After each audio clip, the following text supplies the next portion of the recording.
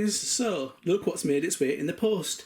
Joining our 110 scale shootout collection, guys, is a Traxxas 4Tech 2.0. So basically, guys, I had ordered this from America. It's used, but you know what, it came with the VXL system, and normally, guys, when they basically come with the budget brushed XL5 system. You limit it to about 30 miles an hour, and not for me. Not for me. You know, I think is when you're accustomed to doing brushless stuff and driving pretty fast, you can't really go back to brushed, man. It's not hitting the spot at all. Not hitting the RC spot, guys. So I don't think this one's coming with TSM, but you know what? The upgrade to a VXL system, guys, would have cost a pretty penny anyway. So I'm not too fussed about that. So let me crack this little bad boy open, and even though it was not cheap, guys, but you know what? Oops. What I would have paid to get the XL5 version, the shipping's kind of covered the VXL system, so I didn't really lose out too badly. Alright, that's the body shell. I don't know how badly used and abused it is. I don't think it is that much too much though, hopefully. Right, I think it's open from that side. Let's get this little bad boy open. Let's take a look inside. Now, the VXL system, guys, I've got mixed opinions. I've never thought it was good to run a Slash or a Stampede or anything like that. I have blown up so many of them ESCs, guys. I have run them so they've overheated. So many of them, I destroyed so many of them VXL systems. The motors, to be fair, no, I hadn't. So, but the actual ESCs, yo, you know, we're obviously speed freaks, man, so that's not the system to go fast with. Okay, right. This person's looked after his stuff. He has looked after his stuff, so we'll take a look at what comes with it. Because he did say he's never run it in the rain or anything like that, and that must be the transmitter. Come on, baby. Come on. Don't play hard to get. Come on. I don't want to do this to you. Oh, man. It's right in there, guys. Right in there. Shall I open the other side up? Oh, yeah. Yeah, enticed. Oh, come on.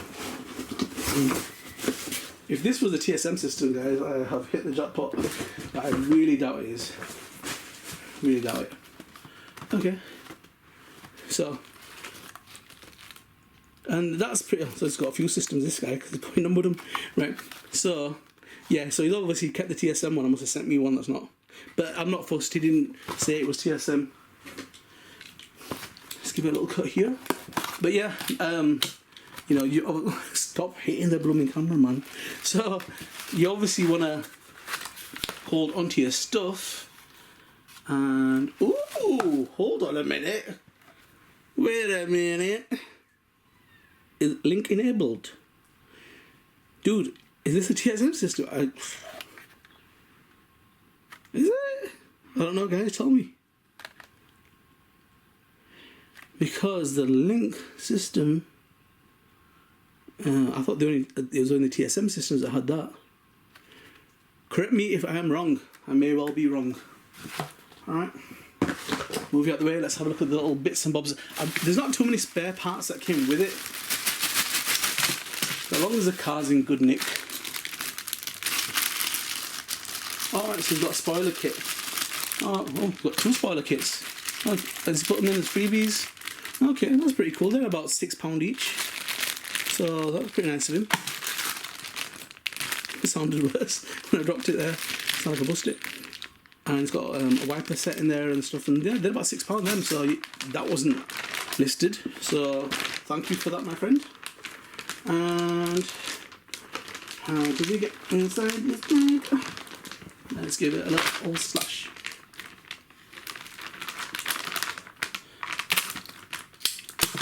So at the moment, guys, from the stuff that comes with it, it seems like it's, you know, comes with a few bits and bobs.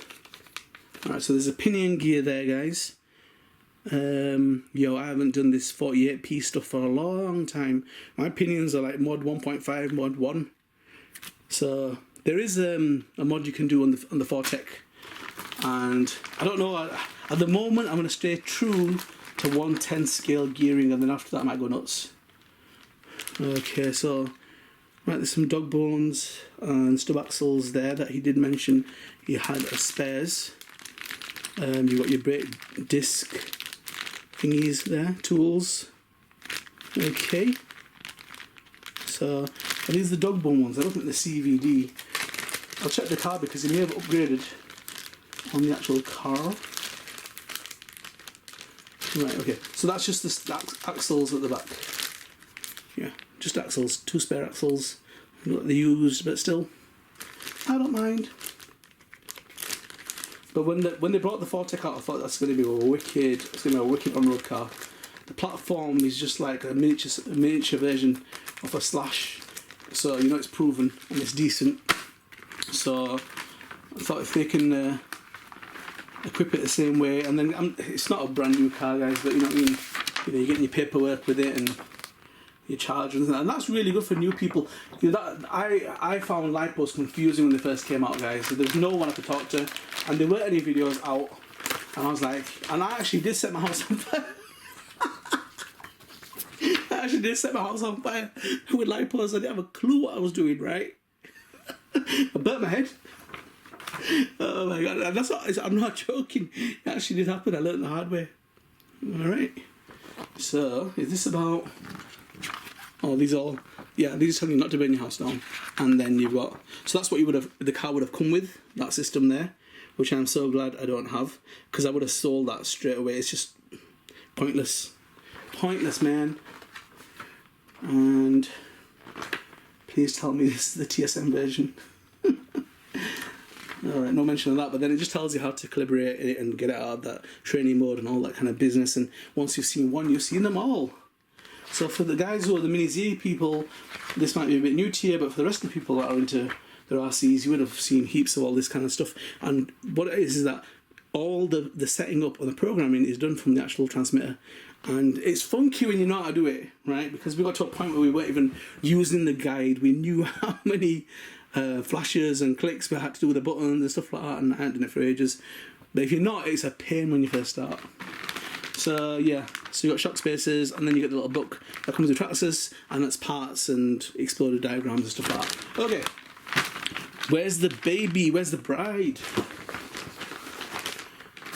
We're all waiting for the reveal. So, I wrapped it up pretty well. Paper, bubble wrap. Alright, okay. So, it does come with the Traxxas body, but it also comes with additional body, which looks like it's had better days. Okay, these tyres look like they've had better days as well. I'll put it there, you guys can have a look. Alright, so that's like a bit of a Aston Martin rip-off kind of a body. It's one of them cheap Chinese ones that you can get. Take the pins out, have a look. And then wheels have been, you know, like my car wheels. You know, you curved them. It looks like they've been glued and re-glued a few times. I do love the shape of them rear wheels, man. You know me, guys, I love deep dish anyway, right? And I just love Traxxas. I used to be a big critic of Traxxas, right, guys? Their body shells were crap. They used to have colour schemes, right, and colours like some 7-year-old kid had been painting at school, right? Horrible, they weren't realistic at all. HPI came on the scene and schooled them. They came on the scene and they did realistic body shells, and they killed it. They did their Savage, same dimensions as the T-Max, and they totally destroyed it. They brought out so many realistic body shells, and Traxxas kind of joined the party late. But they have now. You look at that Stingray Corvette, and they've kind of killed it with the attention to detail, which they should have been doing years ago. But they got there in the end. Okay. Ooh, look how low that's at. That's kind of cool. Alright. It's made for that VXL system, man. That XL5 system is rubbish. Get it, sell it, and upgrade. You don't have to get the VXL. But yeah, as I say, right, guys, I would not have a VXL in anything except for something this small. If you think I'm a Traxxas fanboy, you got it wrong. The VXL system, guys, I would not put into anything you know, that's like like the Stampede or the Slash or the Horse or whatever, unless you're running really cool gearing. But if you're looking to go a bit fast, you're looking for difficult terrain, get rid of it. It's going to overheat, right? Don't rate that. Perfect for this size car. This is about 2 kilograms. Perfect for this. But I wouldn't trust it in anything else. I've got VXL systems. I don't put them in my cars though. You know, no way, man. Just money going down the drain. Motors are okay, but the ESC smoke. Love them. Ooh, look at that deep dish. Ooh, yeah. Don't rate the Stingray wheels that they brought out, but that's nice, man. They got it right. They picked a really good wheel design. Oh, he didn't bother putting the red brake disc things on, did he? Alrighty. And what servo has he got in here then? It's not a Traxxas one. Oh, it's a... Alright, 2075X. So yeah, that's still kind of decent. Now, I'm going to show you the one that I built up, guys. Remember all the parts, guys, that I had? Right? So I'm going to also show you my secret project. But not just yet. I'll be showing you that pretty soon. That's to do with Traxxas as well. Alright, so yep. That is quality, man. Quality. The only thing I'm going to say is that the weight might be a bit imbalanced because this right side is pretty heavy. I know the battery's got a bit of weight to it, but you need a 4-cell to balance it out. Don't think 3 cells are going to do it. So I understand why they've lengthened the car, why they widened the car a little bit. It's for handling really, but I can't see this tipping over. Now you might not like that, but that's obviously the sound of a bigger motor and bigger gearing. Has he got mod 1? I hope he has. So, right. So tempted to have a look at its TS7 there. But we'll leave it at that. I'll show you this little baby that's running. So it did come with the grey shell. Alright. I think it's set up for the other one. So the grey shell's not too bad. I would have preferred the blue. That blue is beautiful, man. Right, the blue or the red I would have preferred. But, you know what? When I worked it all out, it just worked out to be a good price for what I was getting. You can add LEDs, guys. Alright, so you remove them and stick them in, but the front, don't know what they've done at the front. It's a bit dumb. But yeah, that is really daft. So you can do it at the back and at the front. Don't get that all. Okay, so I don't think, and this is where you can adjust, you know, your towers, the height adjustment, you can do it on all things, but you can slide these actual mounts to fit the body shell, and these aren't going to fit on here. Yeah. Well, they might do. Right, the fronts will fit, the backs won't. Okay, alright. But yeah, so you just got to lower it and then move them mounts in. But it just shows you that you can go from that narrow to that wide. Pretty cool system, man. And that's not the widest setting. Pretty cool. You got to give Traxxas though, they're innovative. They are. They're the ones that are market leaders, you know what I mean? Everyone just follows and copies. And they make some cool stuff. So my top 3 would be the Slash for fun factor, Slash 4x4, right? X-Max, I mean, but I haven't bashed it as much as I'd like. And I would say the Fortec. Out of all the Traxxas cars, I say that these are decent. Rest of them, not really. I've had the Stampedes, Rustlers, Bandits, my mate's got a UDR, and that. I've not really been impressed with anything else. So I'm not a fanboy, but where I'll give credit where it's due, and these machines are decent. And you could tell the Slash platform was good because everything else has come onto it. The Stampedes come onto it, right? The Rustlers come onto it. So they've all moved towards that kind of the Hoss, and they've all moved towards that kind of a setup. And that, for me, it was a turning point for Traxxas. That car was just fun, man. It really was. And hopefully this will be as well. So them tyres are totally bald. So should drift. If they don't come off, they should drift. There should be tread on there. Alright. For my build, I have ordered some tyres. So look at that. Look how small them shocks are. I think they're about 58 millimeters, 55, 58, something like that. Alright, so that's quite soft at the wow, soft at the back, didn't expect that. And they're hard at the front. Yeah, harder at the front. Right, that makes sense. Makes sense. Is it towed in and out? Not not really. But it's going to be fun. It's going to be fun. And I don't actually mind trashing that rubbish body shell. Wow. Don't tape stuff. Sugar it, man. Anyhow, so that's on its way out. But yeah, I'll have a go with that. Okay, don't look too bad. Okay guys, so even though this did come stock with the budget system and the system I don't like with the Titan motor inside it, but they did make it brushless ready. One of the reasons why I was drawn towards it. So basically the shaft driven all-wheel drive system, it's got heavy duty front and rear differentials. So when I saw them diffs, they're identical to the Slash ones. Identical, guys. And I ragged, smashed, jumped my Slash left, right and centre, and I've never had a diff problem. Except for the centre diff, but this has not that. Centre diff, I had that break on me a few times, but the actual diffs in the front and rear, never. So if this thing's running them diffs, it's bulletproof as far as I'm concerned. So yeah, so I'd even put a Castle 2200 kV motor in there, no problem. It'll handle it all day long. So yeah, so they've got that fixed gear mesh system, guys, with that plastic mount, which really they should have put down all the combinations in the book. I didn't find nothing to tell you about which combinations for which size pinion. Not really, no. I'm sure when they made the X-Max they had that, but I haven't seen it here. And really that would have made life a lot easier, because I was fiddling around with the one that I built up for ages trying to get the right gear mesh with a smaller spur gear, but it's cool, all good. So anyhow, so it's got the dual rear camber link mounting positions. So that's obviously going to help with suspension action when you're going over things. It's got adjustable body mounts, which is pretty cool. Pretty cool.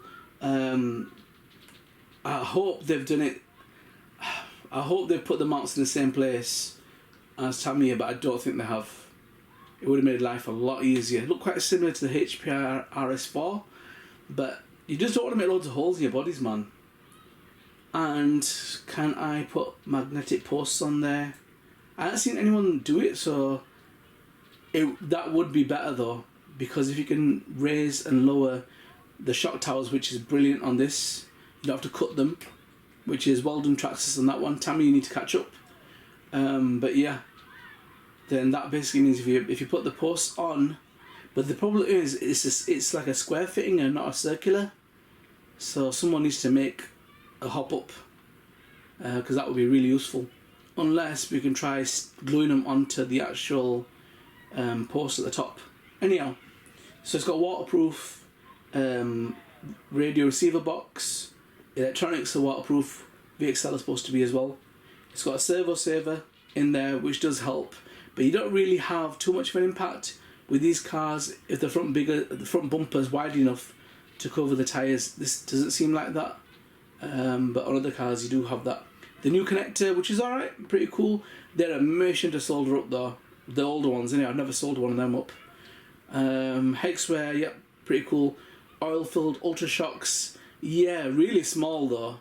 I was tempted to put on some XO1 shocks on this, and maybe, I don't know. I would like to have a go at an off-road. If I was going to go off-road, it'd be this car that can do it, because I reckon you could jump that and not break it.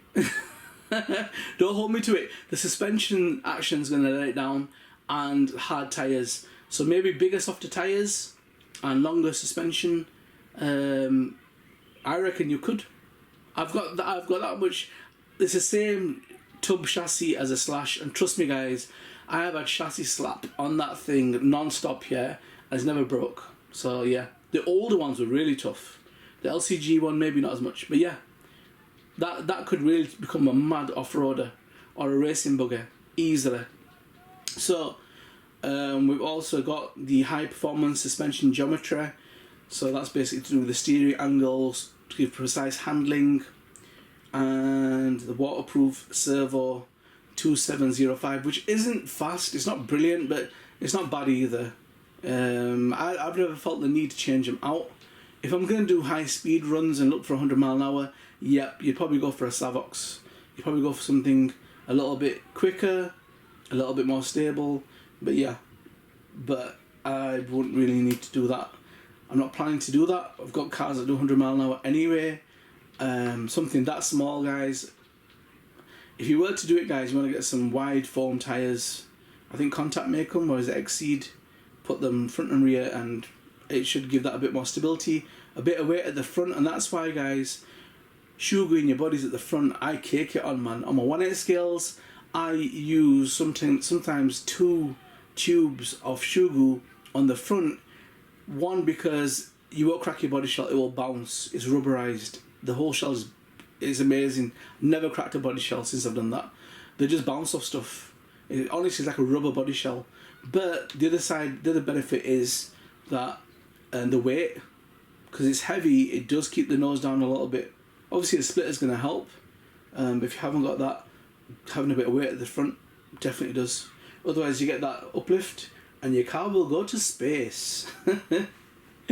Okay, right, enough of that. Let's move on.